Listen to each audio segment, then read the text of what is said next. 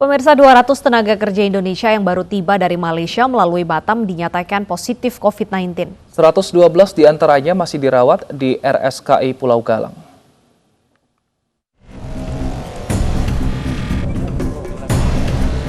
Ratus tenaga kerja Indonesia yang dipulangkan melalui Batam dan Tanjung Pinang terkonfirmasi positif COVID-19. Dari jumlah itu, 112 diantaranya masih dirawat di Rumah Sakit Khusus Infeksi Pulau Galang. Setidaknya 14.000 tenaga kerja Indonesia dipulangkan dari negara tetangga sejak 1 Januari lalu. Setibanya di Indonesia, mereka diwajibkan menjalani tes usap dengan metode PCR. Meski negatif COVID-19, para pekerja migran yang baru tiba tetap diwajibkan menjalani karantina di sejumlah lokasi.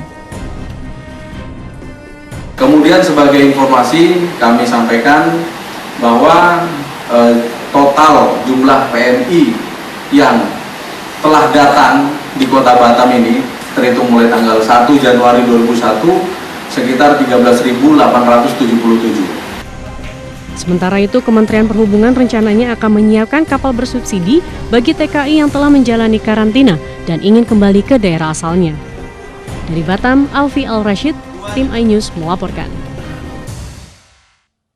Petugas kesehatan Pelabuhan Kelas 3 Dumai Riau kembali menemukan 4 warga India ABK kapal tanker MT Ark Progress positif COVID-19. Total ABK yang positif berjumlah 5 orang dan mereka diisolasi di kapal miliknya dengan pengawasan ketat. Lokasi isolasi 5 ABK yang positif ini dipisah dengan 16 ABK lain yang juga tengah dikarantina sambil menanti hasil. ABK ini tak bisa diisolasi di rumah sakit di Dumai karena ruang isolasi di rumah sakit yang ada di Kota Dumai maupun Pekanbaru penuh. Kantor Kesehatan Pelabuhan Kelas 3 Dumai telah bekerja sama dengan instansi terkait untuk melakukan pemeriksaan kesehatan secara rutin dan pengawasan ekstra ketat di laut terhadap warga negara India yang tengah menjalani isolasi. Kapal tanker MT Ark Progress ini merupakan kapal pengangkut cure palm oil atau CPO yang rutin setiap 1 bulan sekali masuk ke Pelabuhan Dumai.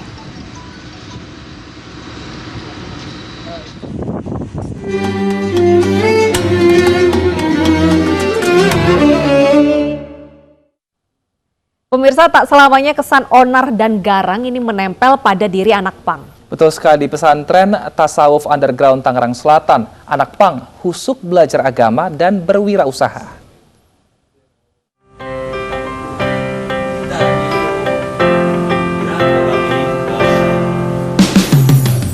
Wajah seram, badan penuh tato. Yaitulah ciri khas anak pang yang sering kita temui selama ini.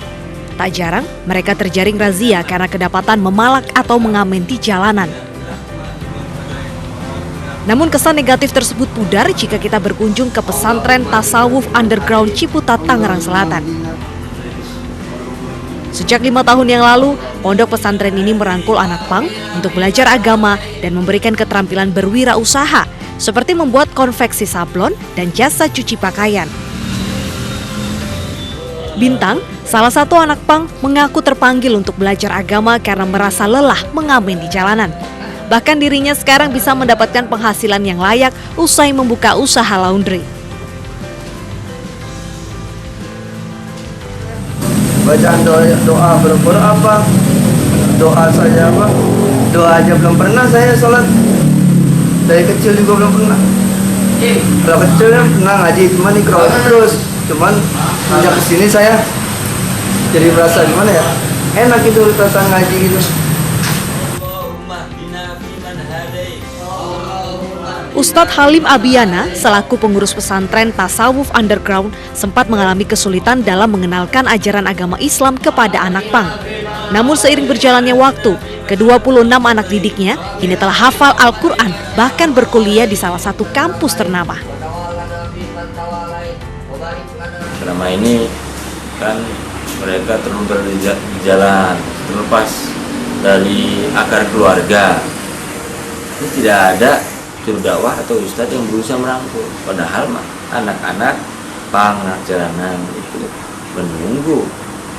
sudah menunggu, pengen jalan pulang, tetapi tidak ada ustadz, ulama atau kiai yang berusaha mengajarkan mereka tentang agama. Nah, semoga cerita anak pang pesantren Tasawuf Underground bisa turut memotivasi kita semua untuk menjadi pribadi yang lebih baik lagi, khususnya menyambut Hari Raya Idul Fitri. Dari Tangerang Selatan, Nunung Purnomo, iNews melaporkan.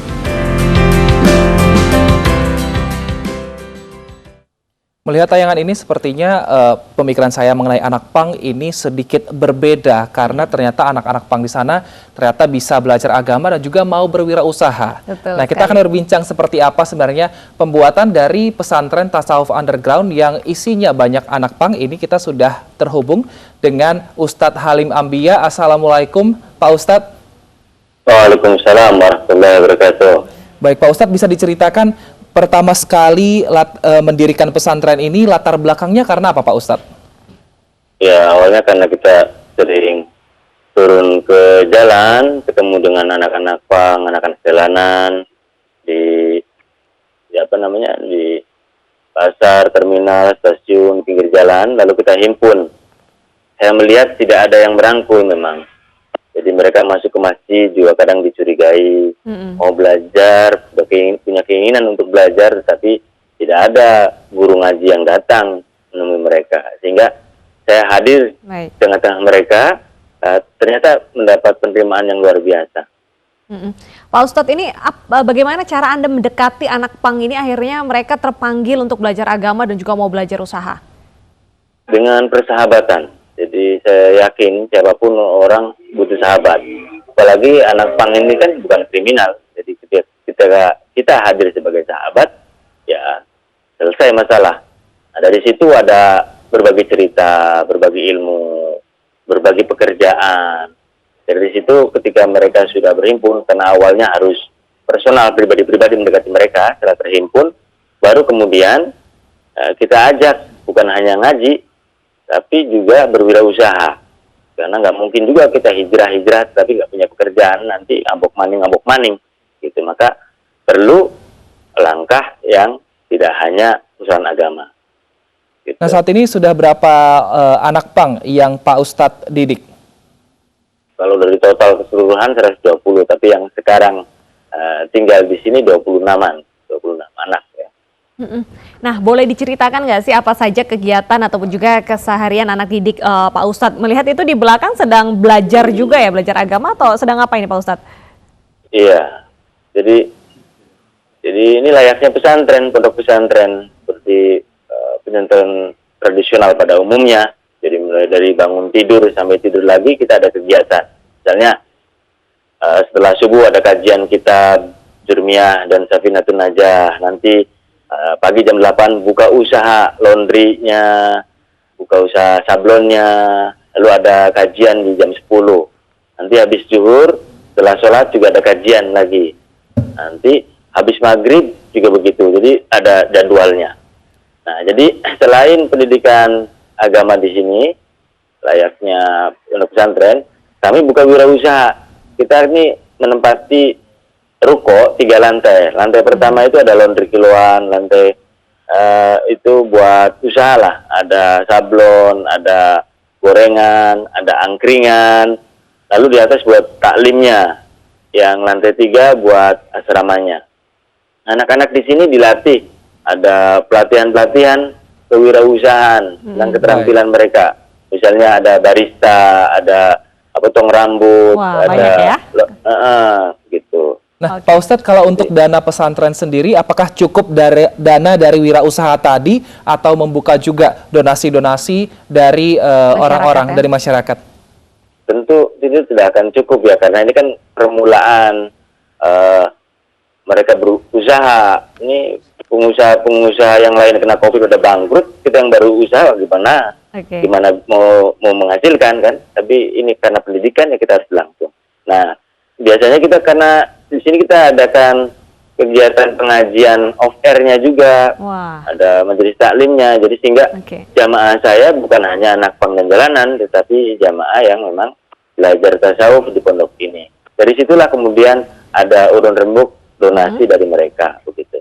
Baik, jadi selain belajar agama juga dibekali kemampuan. Tadi ada yang punya usaha laundry, lalu juga usaha berjualan lainnya ya. Semoga sukses Iya. buat teman-teman Amin, di terima kasih. sana. Terima kasih juga buat Pak Ustadz yang juga merangkul anak pang di daerah Jabodetabek. Pemirsa, usai jeda berikut kita punya informasi ini berkunjung ke Sumatera Barat. Tidak lengkap rasanya kalau tidak mengunjungi Istana Basa Pagaruyung yang berada di Kabupaten Tanah Datar. Seperti apa istana yang menambah pesona bumi Minangkabau ini kami informasikan. Kami hadirkan informasinya usai jeda.